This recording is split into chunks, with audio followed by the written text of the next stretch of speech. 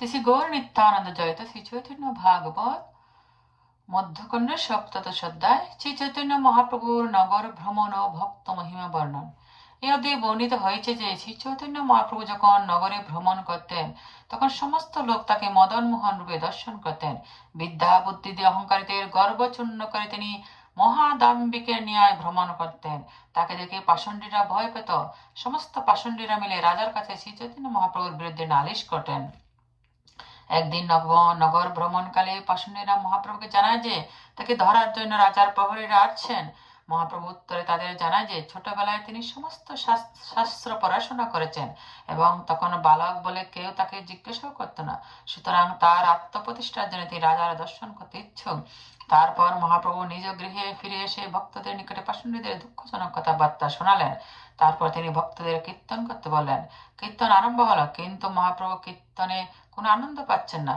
শ্রী অদ্বৈত আচার্য প্রভু রসিকতা করে বললেন তিনি সব প্রেম সব চুষে নিয়েছেন, কারণ মহাপ্রভু নিত্যানন্দ প্রভুকে প্রেমের কাণ্ডারি করেছেন কিন্তু অদ্বৈত ও শিবাসকে বাদ দিয়েছেন। এই কথা শ্রবণ করে মহাপ্রভু প্রেমহীন দেহ পরিত্যাগ করতে গঙ্গায় ঝাঁপ দিলেন। সাথে সাথে নিত্যানন্দ হরিদাস ঠাকুরও ঝাঁপ দিলেন। তারা মহাপ্রভুকে তুললেন। মহাপ্রভু তাদের জানালেন তিনি আজকে নন্দন আচার্যের গৃহে লুকিয়ে থাকবেন, এই খবর কোনো ভক্ত যাতে না পায়। তাই হলো। এইদিকে মহাপ্রভুর খবর না পেয়ে সারাদিন ভক্তগণ বিরহ কাটলেন। অদ্বৈত আচার্য উপবাস করলেন। মহাপ্রভু নন্দন আচার্যের গৃহে গিয়ে বিষ্ণুর সিংহাসনে বসলেন। তারপর নন্দন আচার্যের সেবা গ্রহণ করলেন। সারা রাত কৃষ্ণ কথায় কাটলেন। প্রাতকালে নন্দন আচার্য মহাপ্রভুর নির্দেশে শিবাস ঠাকুরকে ডেকে আনলেন। প্রাতকালে নন্দন আচার্য মহাপ্রভুর নির্দেশে শিবাস ঠাকুরকে ডেকে আনলেন। মহাপ্রভুকে দর্শন করে শিবাস ঠাকুর অজরে ক্রন্দন করতে লাগলেন। মহাপ্রভু শিবাস ঠাকুরকে সান্ত্বনা দিলেন এবং অদ্বৈত আচার্যের খবর জানতে চাইলেন। অদ্বৈত আচার্য উপবাসে মূর্ছা হয়ে রয়েছেন। শিবাস ঠাকুর মহাপ্রভুকে সমস্ত ভক্তদের দর্শন দান করতে প্রার্থনা জানালেন। মহাপ্রভু অদ্বৈত গৃহে এসে তাকে ডাকলেন। অদ্বৈত আচার্য উঠে মহাপ্রভুর কাছে নিজের অহংকারের জন্য ক্ষমা ভিক্ষা চাইলেন এবং দাস্যভাবে মহাপ্রভুর চরণ সেবা অধিকার চাইলেন। মহাপ্রভু জানালেন অপরাধের জন্য শ্রীকৃষ্ণের নিকটে দণ্ডপ্রাপ্ত ব্যক্তির জন্মে জন্মে কৃষ্ণ দাসত্ব লাভ হয়। তারপর গ্রন্থকার কৃষ্ণ দাসের গুরুত্ব বর্ণনা করে অধ্যায় সমাপ্ত করলেন। মহাপ্রভুর জয়গান। জয় জয় মহাপ্রভু শ্রী গৌর সুন্দর, জয় নিত্যানন্দ সর্বসেব্য কলবার। মধ্যখণ্ড কথা যেন অমৃতের খণ্ড, যে কথা শুনিলে গুছে অন্তর পাষণ্ড। মহাপ্রভুর নবদ্বীপ নগরে গুরুভাবে সংকীর্তন লীলা। হেন মতে নবদ্বীপে প্রভু বিশ্বম্বর, গুরু রূপে সংকীর্তন করে নিরন্তর।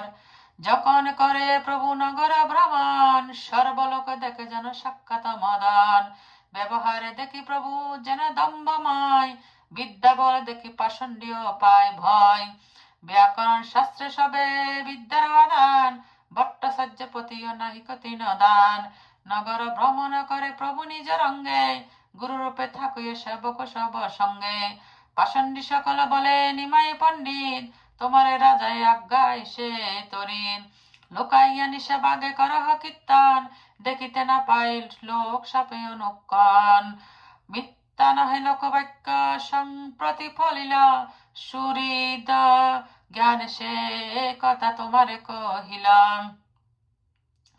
প্রভু বলে অস্তু অস্তু এসব বচন, মোর ইচ্ছা আছে করো রাজ দর্শন। পড়লু সকল শাস্ত্র অল্প বয়সে, শিশুজ্ঞান করি মোরে কেহ না জিজ্ঞাসে। মোরে খোঁজে হেন জন কোথাও না পায়, যে বাজন মোরে খোঁজে মুই তাহা চাই।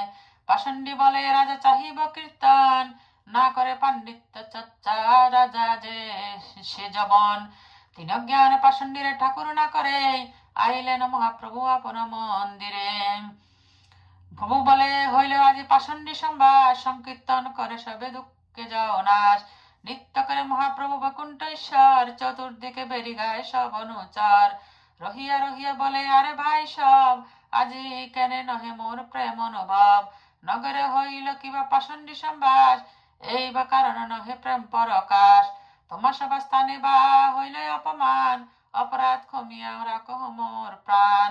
মহাপাত্র অদ্বৈত বুকুটি করে নাচে, কেমত হইব প্রেম নারা সুশী আছে। মুই নাহি পাই প্রেম না পাই শিবাস, তিলি মানি শনে কর প্রেমর বিলাস। অবধূতে তোমার প্রেমের হইল দাস, আমি সে বাহিরার পণ্ডিত শিবাস। আমি সব নহিলাম প্রেম অধিকারী, অবধূত আসি হইলা প্রেমের ভান্ডারী। যদি মোরে প্রেম যোগ না দেহ গোসাই, সুশিব সকল প্রেম ওর দোষ নাই। চৈতন্যের প্রেমে মত্ত আচার্য গোসাই, কি বলে কি রহে কিছু স্মৃতি নাই। সর্বমতে বা কৃষ্ণ ভক্ত মহিমা বাড়ায়, ভক্তগণে যথা বেচে তথাই বিকায়। যে ভক্তি প্রভাবে কৃষ্ণ বেচিবারে পারে, সে যে বাক্য বলিবে কি বিচিত্র তারে। নানারূপে ভক্ত বাড়ায়ন গৌরচন্দ্র, কে বুঝিতে পারে তা অনুগ্রহ দণ্ড।